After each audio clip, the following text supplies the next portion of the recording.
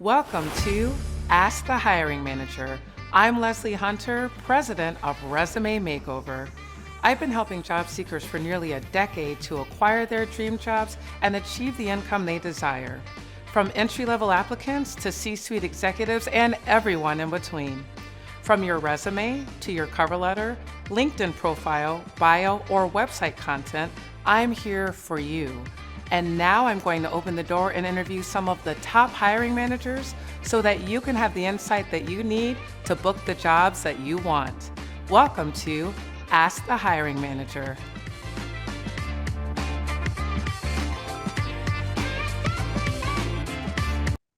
Hi, everyone. Welcome to Ask the Hiring Manager. Today, I am happy to have on as a guest Jennifer Litwin. Jennifer is Vice President and Head of Sales and Client Experience for the Forem, the most advanced remote live cohort training platform for enterprise clients. Prior to the Forem, Jennifer was Senior Vice President and Head of Relationship Management at Greenwich Associates, a firm providing research and strategic consulting services for users and providers of financial services worldwide. So she has a very interesting and diverse background with plenty of hiring experience under her belt. Thanks, Jennifer, for joining me here today. Well, thank you for having me, Leslie. It's a pleasure. There's a lot I want to cover here, but first, let's start with what you're currently doing. So you're Head of Sales and Client Experience for the Forem. Tell me a little bit more about the Forem and its purpose. Who does it serve? Absolutely. Well, the Forem is a platform, and we scale live training and mentoring for companies, which include many tech companies, many financial service companies, and lots of kind of firms in between. But our platform automates all the steps that actually make training so expensive. And, it's hard. Organizing all of that, it's laborious. So our platform and our methodology, it actually allows learning and development leaders to scale their live training. And that helps to connect employees across any organization and connect segments of employees to one another. We have so many different trainings that we offer, from manager training at all levels, business acumen, DEI, executive strategy, communication, presentation skills. And we also white label our platform to enable networking and mentoring across a firm. So it benefits everybody because these are live cohort trainings. So you're interacting with everybody throughout. It's a wonderful way to take in this information, but also in the breakout rooms and in the live discussions that we have, connect really actively with employees that you might know them. You might know, oh, that's that person in that other department, but that's pretty much where that ends. You haven't worked with them directly. So this gives an opportunity to create connective tissue, if you will, within any given firm. And those employees are going to be happier at work. They scale their learnings to other orgs. They're better at communicating. It leads to more innovation, increased revenue, and ultimately to more diversity, because these people are going to be visible. Awesome. I love that. And I love that it's a live training too, because as you mentioned with the connective tissue, that engagement, that connecting everyone is, I think, really important, and depending on learning style probably helps a lot with retaining those trainings. It is. And, especially, I didn't mean to cut you off there, No, in this hybrid environment. And a lot of people, like, I work fully remotely. So it's just a wonderful way. In fact, I'm just out of one workshop, which was bringing together people from a global firm who don't get that opportunity very often. These are senior executives at a firm that's headquartered on the West Coast, but they had participants from Europe. And it was amazing to see the interactions that they were having and how excited they were to be with one another. That's great. I love that. I love that. So what type of clients does the Forem seek? Well, we're happy to work with any firm that is looking to up-level and train their employees and to connect them and give them these opportunities. Most frequently, our clients are tech firms. We also have plenty of other industries represented, but probably because of my background and where I come from, financial services. And we also have many participants from media firms as well. Great. And so within the Forum, what are some critical skills that the Forum curriculum focuses on? Yeah.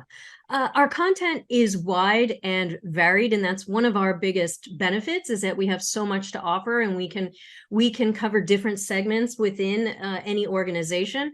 If we have individual contributors, we have senior managers, maybe new managers, and even executive levels. So it really ranges. But in our flagship Level Up program, which is focused on career development, we cover how to build authentic relationships, how to self-advocate, and to tie that. So important to tie that to business impact, to express your personal brand, and then also stakeholder alignment. It all comes together in that final workshop. And why are these skills important for helping a professional get to the next level? Well, you know, as you and I probably have learned maybe the hard way or a little bit the hard way, it's really not about doing the best or even the most consistent work. It's about other factors like being visible and having your impact known and having that impact valued by stakeholders. That's really the true key to unlocking career success. Absolutely. Networking is so important. And although hard work is great and smart work, I think is the key. Working hard and, as you mentioned, right. Other factors, that visibility is so important. So I'm glad that you speak to that. I think that's really important for people to keep in mind. And I believe I saw on your LinkedIn that the Forum also specializes in professional development for women and BIPOC talent. So tell me more about this, and what is BIPOC for those who don't know? Sure. BIPOC stands for Black, Indigenous, and People of Color. So while the Forum has grown exponentially by offering additional content that I mentioned beyond our flagship Level Up program, that original program really was focused on helping women and BIPOC talent. Since we know that so much of our success is based on that first rung of the ladder, that first promotion into a managerial spot.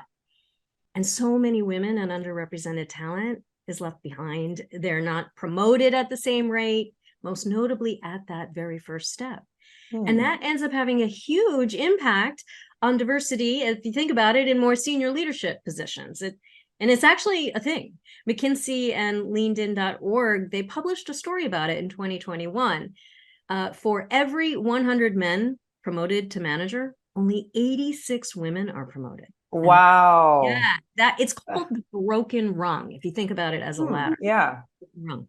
That makes a lot of sense. And they're, I'm not just saying this because I'm biased, but but it would, or it could be, who knows, but it would be nice to see more diversity in those upper, executive and upper managerial spots and job positions. So yeah, hopefully the broken rung can be fixed, so to say. We're trying really hard. Yes, I'm sure. I know you guys are making impact there for sure. And so as your title is Head of Sales and Client Experience, can you explain your responsibility in regards to sales for the Forum, as well as how you handle client experience? Yeah, sure. Well, it's a startup. So that comes with an understanding that it's a gritty place, and we all wear a lot of hats.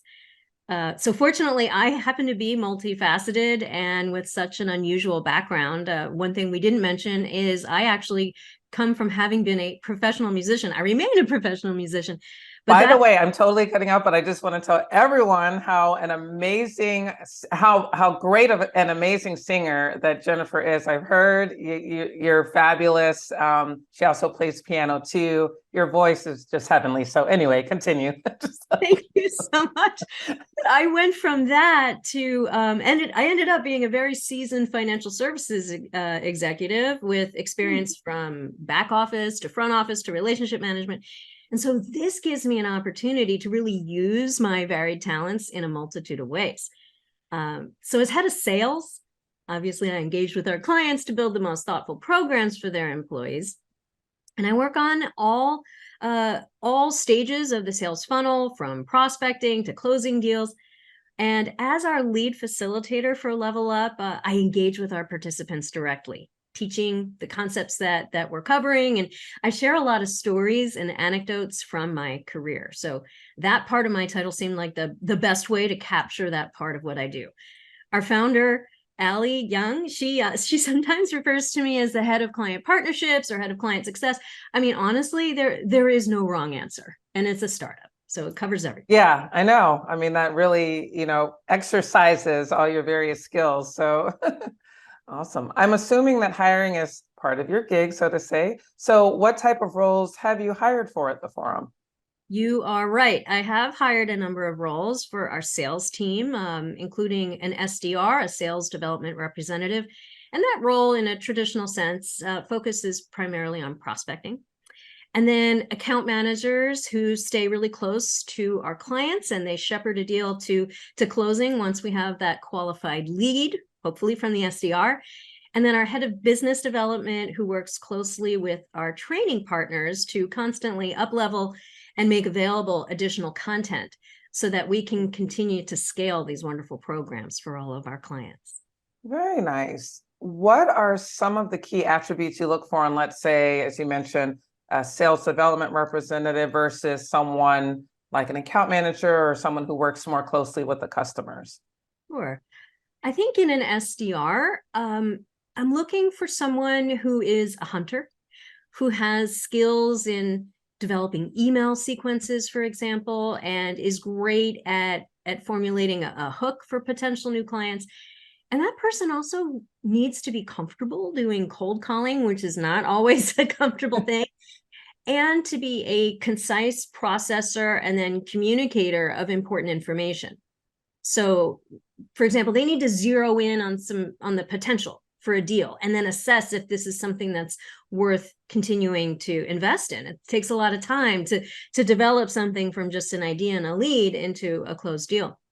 So that's the SDR. A client success person, for example, I think is someone who needs to be very, very detail oriented, as they're going to be working with our established clients on deal logistics and over time, staying very close to them once we start actually executing on any specific program. And then, of course, that person is going to develop a strong and trusted relationship with them so that client wants to continue to work with us over many years. Very, very interesting, like the different skills, as you mentioned, with the SDR, the hunter, and thank you for providing that feedback. What are some potential questions that you may ask a job candidate in an interview who is applying to the Forum?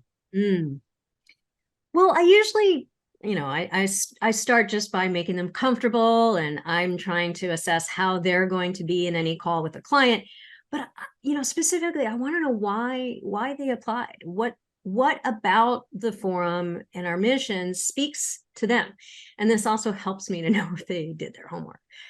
Then I like to ask things like, well, what lights you up? What brings you excitement at work? What motivates you? Tell me about those things. Tell me about your strengths. And then on the flip side, of course, you want to ask about how they have potentially overcome challenges. Maybe what was a proud accomplishment. And I want to see if they can concisely articulate what that impact was. Other questions I might ask: what do you enjoy the most about sales? Maybe what do you enjoy the least about sales?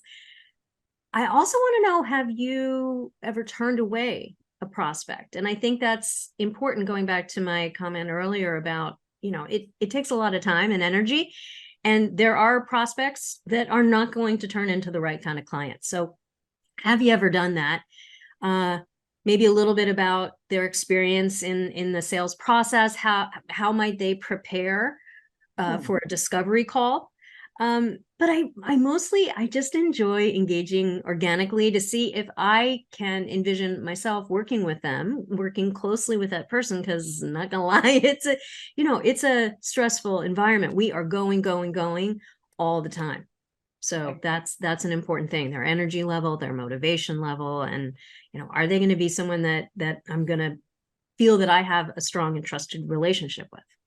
Absolutely. And when you were going through some of the questions that you may ask, especially the one about overcoming prior challenges, it made me think to ask. I'll briefly mention. So a client of mine had interviewed or had an interview this morning and was saying to me, oh, with the week with if they ask, what are some weaknesses? He was trying to kind of gauge the best way to approach it. And I'm curious from your aspect, when you ask the potential job or the applicant, how they overcame prior challenges, which would indicate maybe a weakness or something they could work on. What are you specifically looking for with that type of question? I'm looking to see if they have the power of perseverance. Do they have the power to extract emotion and keep that out of it? Even I have been guilty of, like, I want a deal so badly and I lose the forest for the trees. I'm not necessarily as focused on this. You know what? This ultimately, although I want this deal, I want to book that.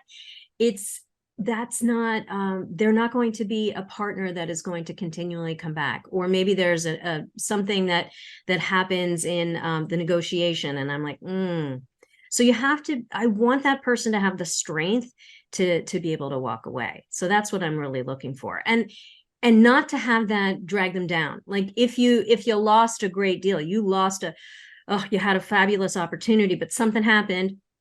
Doesn't matter whose fault it was or what it was that happened, but did you recover from that? Because you sort of have to have the mentality like next, because life keeps moving on. That's so true. Yeah, thanks for speaking to that. Sales it's not easy. It's tough. I commend both you and anyone who does sales on the regular. I've had sales positions before, and yes, that rejection and moving forward and and easier said than done sometimes, not letting it long-term impact you, although it's we're all humans, but yes, just persevering and moving on. So thanks for anyone in sales. Let's keep moving on. It's just part of keeping on. Exactly. Keep on keeping on. So what is the process that the forum goes through to attract qualified candidates? Do you all post your jobs on LinkedIn or other job posting sites like Indeed or ZipRecruiter, for example? I think we've grown mostly organically through our own networks and referrals. We've actually hired quite a number of our program participants who have come in and been impressed with what we do, and they're aligned with our mission. And then I really admire them because they step it up and they self-advocate and they say, I am interested. This is what I want. And might you have a role open that would fit my talents? I'm really impressed with that. And then occasionally we've worked with a very small group of recruiters, but we use the normal channels.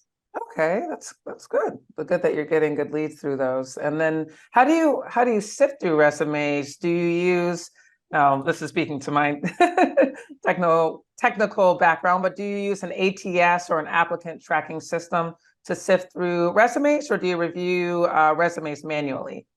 I'd say manually. Yeah. Great. And that, I have to say, I actually appreciate that even as a resume writer, because it's rare nowadays that companies are sifting through the resumes manually, which I think actually adds that personal touch. So I commend you, even though I tailor my resumes to go through that software. I really think it's excellent when hiring managers can take a look and not just rely on software and really initially assess the applicants from a more holistic view. So that's great. Are there specific must-haves that you look for in a resume of a job candidate?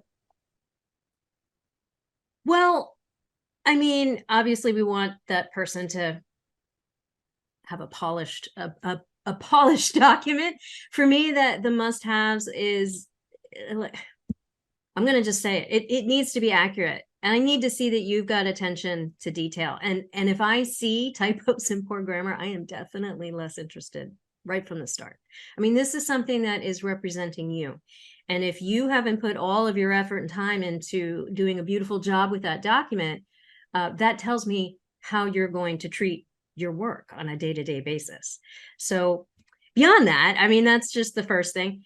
But I would want to hear a really compelling story, something that would really move me to be interested in this candidate. I want to be able to discern that from the resume. And in addition to probably wanting to see some relevant sales experience or transferable skills at minimum that would indicate to me that that person has the skills to be persuasive and savvy. I also really love seeing stories of pivots and recreations in their career, since I myself have reinvented myself a number of times, and I have a lot of respect for the bravery, the focus and the determination that takes. So I'm not, for a sales role, I don't need to see a resume that is just sales, sales, sales, sales, sales, but it needs to be thoughtfully put together. It needs to tell me who that person is. And I want to see stories of impact on there as well. Like, if you did a thing, tell me what was the outcome of that thing? Like, some numbers and quantifiable measurements are really important.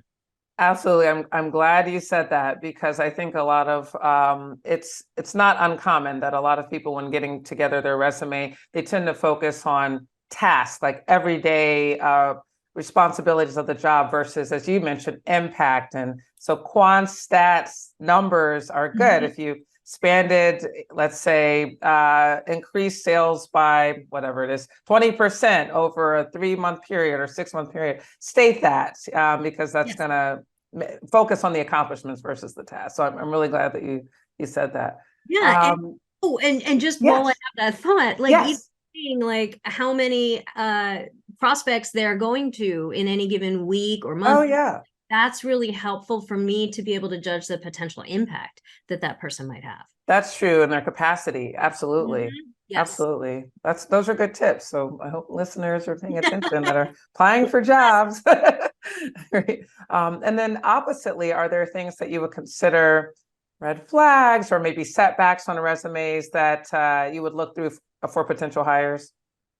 Well, I'm going to say those typos again. Don't have typos. I think something that is more common these days that I might have actually looked at differently a few years ago: career disruption or a pattern of very short tenures. I remember thinking maybe about 10 to 15 years ago, when I was hiring in a different industry and what seems like a different lifetime ago, like, wow, that person cannot take the heat when things really start to get real after about a year in any given seat. That person kept jumping from job to job, and I was like, that's no bueno, that's a red flag. I used to really think that indicated a problem. These days, I'm much more open to considering that many people have had that experience, especially in the tech industry. There's rifts, there's layoffs, firms even failing, and that it's just not uncommon. It's unfortunate, and I shouldn't penalize a candidate for coming from one of those experiences. Like, I totally get it. But what I really want to know is what motivates these candidates. Will they be aligned with our mission, vision, and values? Will they be a solid and reliable candidate? Will they gain motivation from the work that we do? Do they bring talents and skills to the table that I might lack, and therefore they can contribute to a more diverse and well-rounded team? Other things I'm trying to discern include, are they likely to thrive in this gritty startup environment? Like, as an example, people who may have had a successful career, let's say, at a fully resourced giant firm, they might not do as well at a startup where you kind of have to be able to do it all. Like, no little task is beneath any of us. We've all got to do it. There's really no room for divas, I should say, even though I'm an opera singer. I am by definition a diva. But I think that's really important. Is this person really going to contribute and be an equal team member and roll up their sleeves and get into it and bring what is needed? Very good. Very nice. And so, kind of going back a little bit, before the Forem, you have a financial background and worked on Wall Street. So tell me a little bit about your career path in finance. Oh. Yeah, exactly. Well, it's actually not what I set out to do in life. I went to a conservatory of music as a double performance major in flute and voice. And then I did my master's in opera performance. I did an apprenticeship with the Sarasota Opera. I made my professional debut. I fully expected that to be my career. Plans do not always align with reality. Who knew? So what happened was I needed to support myself early on. I was having a singing career, but it doesn't always pay the rent. And I was a temp. And I ended up on my very first trading floor as just that. And after a few weeks, I was given an opportunity. And I found that that environment, being on a trading floor, it really suited me. And the head of the firm actually called me into a conference room, which was on the perimeter of the trading floor with glass doors. Like everybody could see I was in there, and they're all like, "What is she doing in there?" Answering phones for the operations group. Well, yeah, I was actually. That's where I made my first very serious pivot, because this man named Joe Casano, he was handing me this opportunity.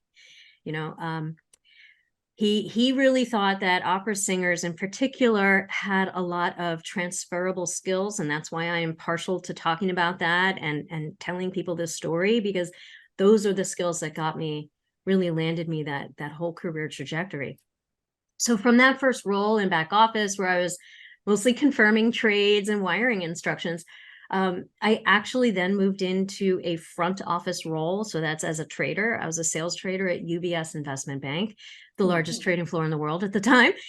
And then I found my way to relationship management. And it turned out that was the job that really solidified and pulled together all of my different skills and various past experiences. It came all together in the right way.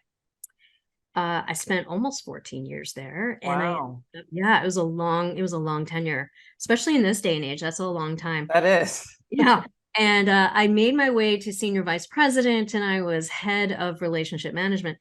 But, I decided I was really tired of having the same old conversations about why there was not enough diversity at the top, going back to some of the stuff we talked about earliest. I was speaking at conferences about women in trading and this and that, and it was like the same stuff over and over. I wanted to be part of making lasting change and not just talking about it anymore.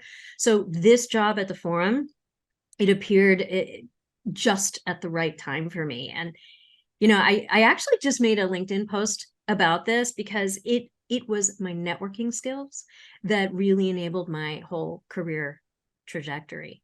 And if you think about it, like the only role that I ever truly 100% on my own steam got was that temp assignment on that first trading floor at AIG Financial Products. And when I transitioned to front office at UBS, it was a client who recommended me to the head of that desk. And then when I moved into my relationship management work at Greenwich Associates, it was a friend in my knitting group called Stitch and Bitch. Love that name. But my resume, she put that at the top of the pile. And then I landed my dream job here at the Forem due to an introduction to my founder and CEO, Ali Young, by a mutual connection in our networks. Thank you. So, the power of networking, that's the first workshop in Level Up. And that's actually one very important reason why I am so passionate about my work here, is because I know these things are true. I know that it is about being visible. I know that it's about leaning into your network and being able to articulate your impact, having a growth mindset and being positive, being resilient. That is what makes these things happen.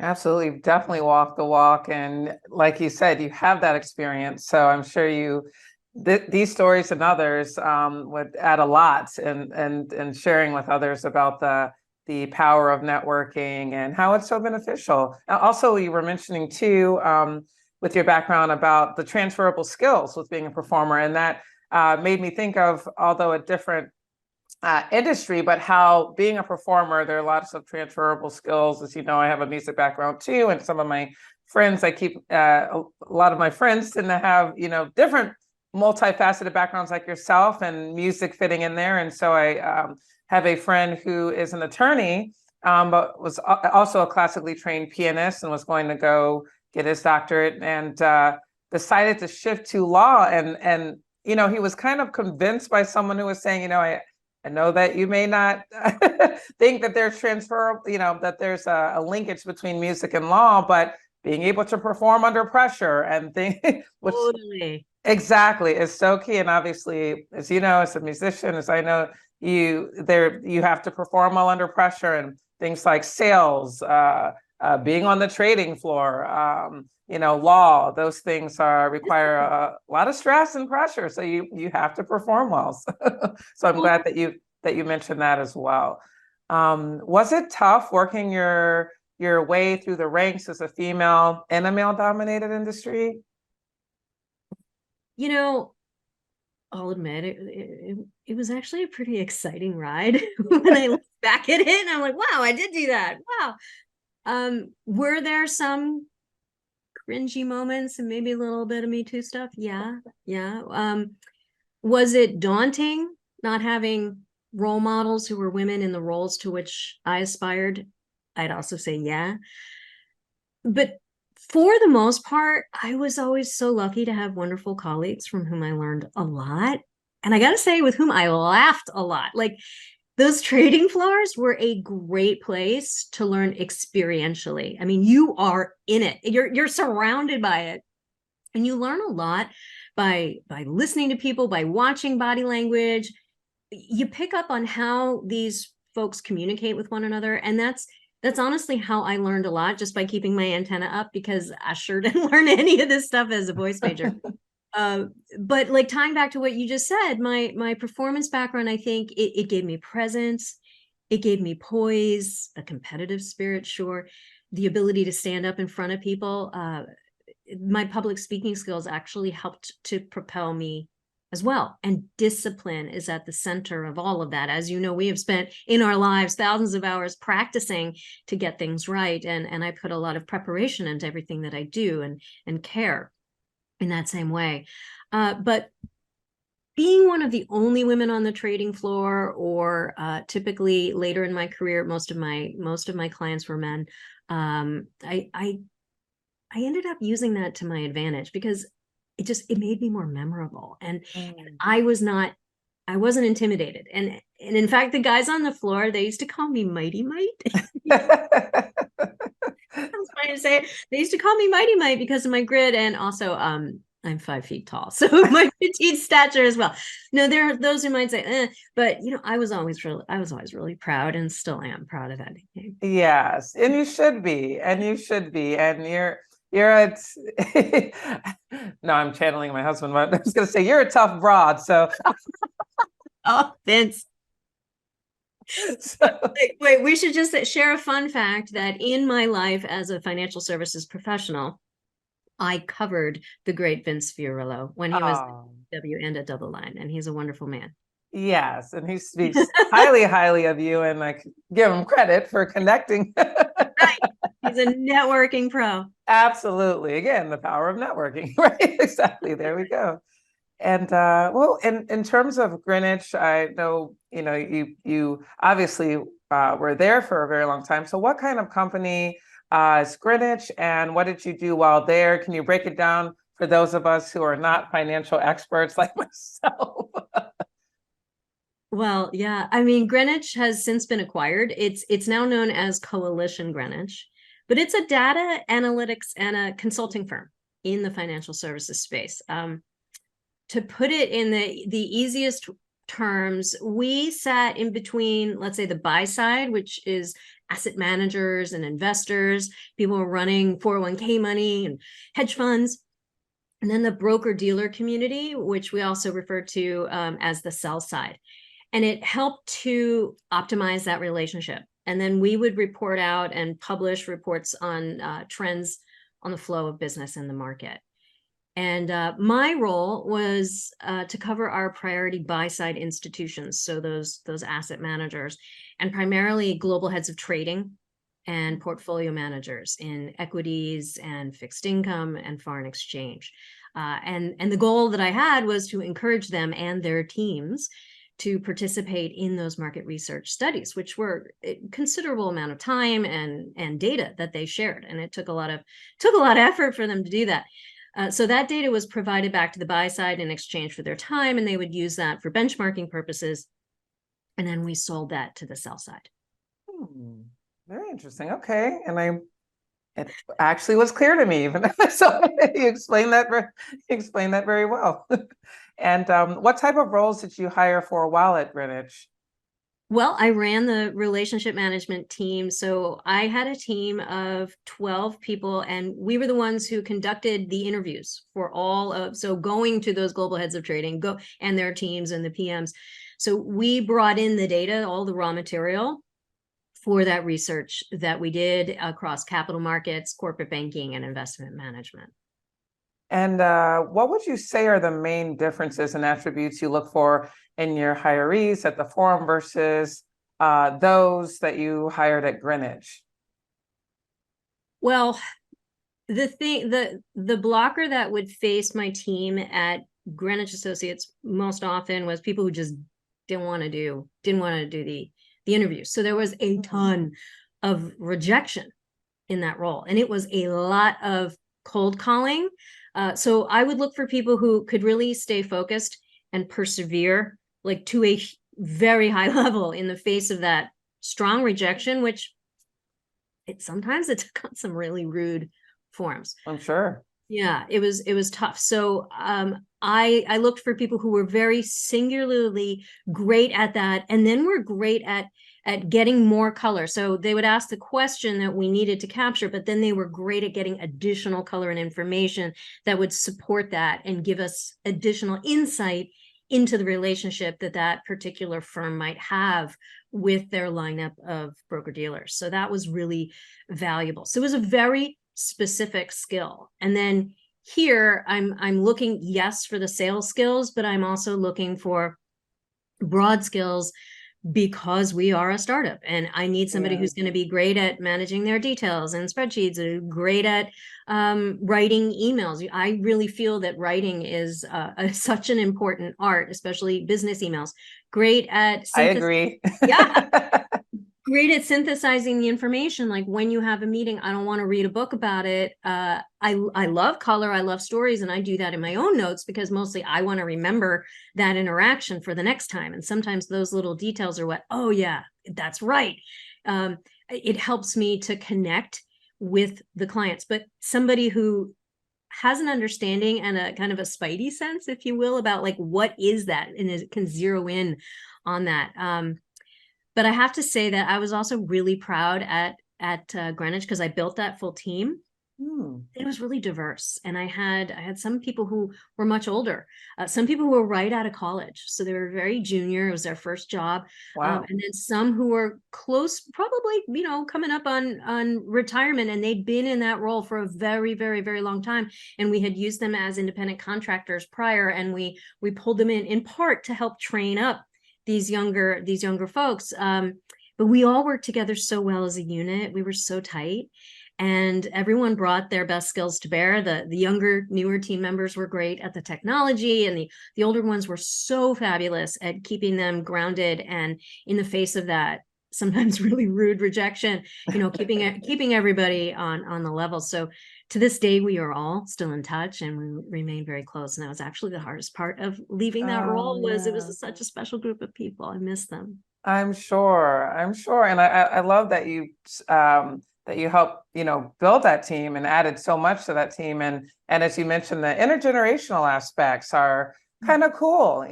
Between, like you said, people getting right out of college to people well on their way to retirement. And it sounds like they were able to engage and productively. I mean, of course, every team has its challenges, but for the most part, it sounds like there were benefits to kind of working intergenerationally. Yeah, I really believe strongly, especially because I come from a different background. I did not study all this stuff in college or graduate school. My education was very specific to what I thought my trade and my craft. So I think cognitive diversity is also an element within diversity that is really important to recognize and to celebrate. I love it. I love it. What advice would you give to job applicants? Be resilient. be patient enough to find the right role for you. If you have to put on a show in your interviews and you don't feel like you can be authentically you, that's not the right role for you. And the older I get, the more I know this to be true. I would also say lean into your network. Continue to meet people, continue to nurture that network over the years. Like, you never know when you're going to need it, and it can really be a support to you in hard times. That's great advice. I love that you say nurture your network. I think that's so important. Me and you both seem like natural people persons. However, it's exactly. I love people as is, but you never know when you're going to need to rely, and keeping those.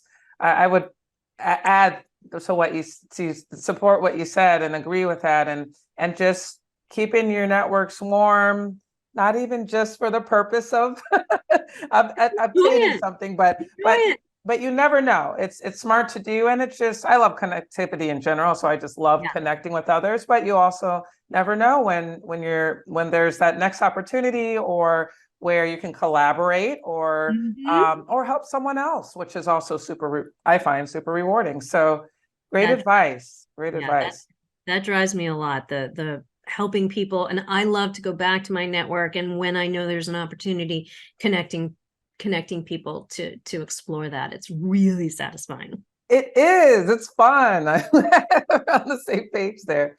And so how can people get in touch with you to connect and learn more about the Forem? Oh, sure. Well, I'm on LinkedIn, Jennifer Litwin. You can find me there and send me a note, or you can email me at jennifer@theforem.co, THEFOREM.co, or you could navigate to our website, which is theforem.co.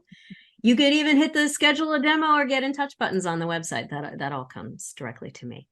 Thank you. Awesome. It's been a pleasure. It was awesome having you, the amazing Jennifer Litwin, on this episode of Ask the Hiring Manager. And it's just been a pleasure. Thank you again for having a great discussion with me today. And thank you, viewers. And stay tuned to the next episode of Ask the Hiring Manager. Bye, Thank you so much, everyone. Leslie. Thanks. Welcome to Ask the Hiring Manager,